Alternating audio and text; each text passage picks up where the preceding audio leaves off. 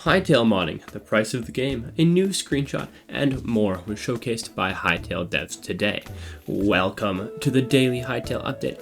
I am your host, Muffled Muffin, and let's dive straight into the news. Starting off with Simon's comments on yesterday's 16 minutes of gameplay. Naturally, the community had a ton of questions, and Simon had just as many answers. Among the most important ones were the confirmation that NPC combat AI had not yet been properly configured at the time of recording, with Simon saying, "Look how some of the skeletons are smarter than the others." He also mentioned that the combat that we saw was based on 2020 using 2023 visual effects and was mostly balanced and tested using PvP, hence why throughout the gameplay we saw many overly tanky, low damage troops such as skeletons and outlanders, while magic did ridiculous amounts of damage, almost one-shotting Simon in this clip, and lava pups died in only a few hits. Responding to a question about the 10 different pickaxes from Simon's gameplay, he confirmed that currently the only difference between them are speed and durability, but he does plan to give the tools signature abilities such as area of effect mining in the future. Today was a slow day compared to yesterday regarding gameplay, but we did get this one screenshot of skeletons near an Outlander village from the Hytale Twitter account. What they're doing there?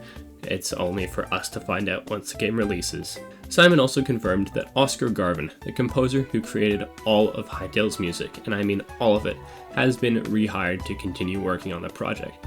I'm sure that I speak for all of the community in saying that we are very, very glad to have him back, as his work has been a core part of what has made Hytale so special to us. It was also confirmed by Simon that the creator program is aiming to begin before early access if all goes well. It is unclear right now if this creator program is for YouTubers specifically or more targeted towards modders and map makers.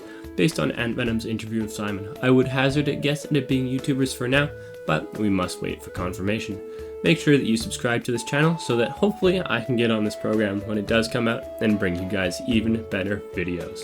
The Hytale team also dropped a 9-minute long gameplay clip today, although technically it's not really gameplay because the gameplay in question is actually just using the in-game mod editor to change portal animations. If you're planning to mod Hytale, I'd highly recommend giving it a watch, and I imagine it's quite cool, but as somebody who's more interested in the adventure side of the game, it's not super interesting to me, and there seems to be very little of interest to anybody who doesn't want to mod Hytale specifically, unless you want to go in and investigate the file names, which I do not have time to do. Hytale.com also received an update today with a new tab titled The Game. I just lost the game, speaking of, outlining what Hytale is about, as well as a bit about parental controls, creator tools, and server creation. Many of the sections are still under construction, but it is nice to see that the parental controls are already a focus of the team. We also get a look at this new rune, which is called the Curse Breaker rune in some files, and I suspect that we'll see a lot of it going forward, especially if you buy the Curse Breaker edition of Hytale. More on that later. Infinite worlds were also a topic of discussion, and apparently they are possible using Hytale's tech, but have been turned off because they make the map look weird and the team is doing something different that they will explain in an upcoming blog post. The option is still there for players to turn it back on, but hopefully the world will be big enough either way.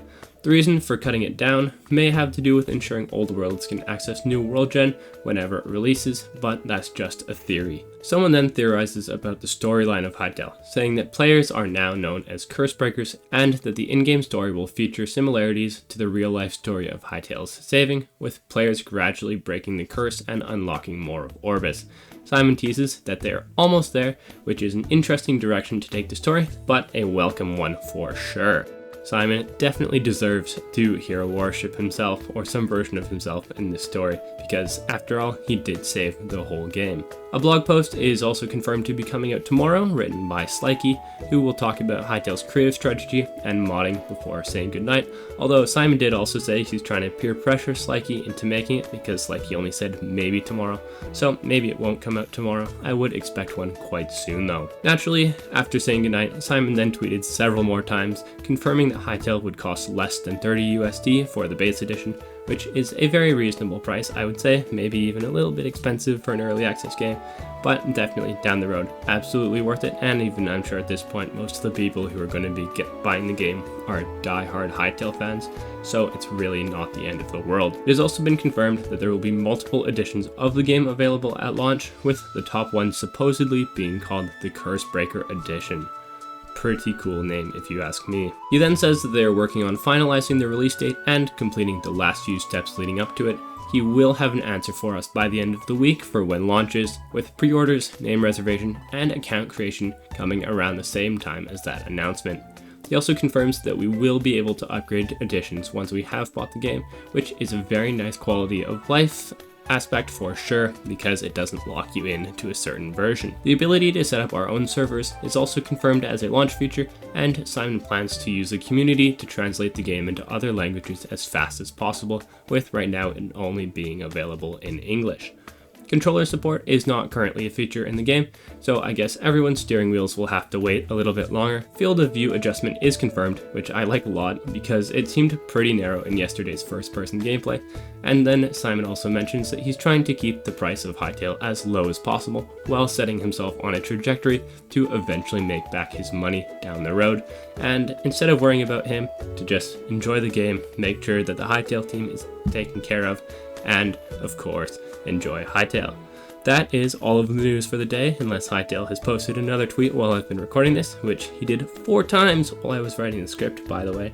So, until tomorrow, where either we'll be doing another daily update or a blog post breakdown, whichever one happens, goodbye and stay happy.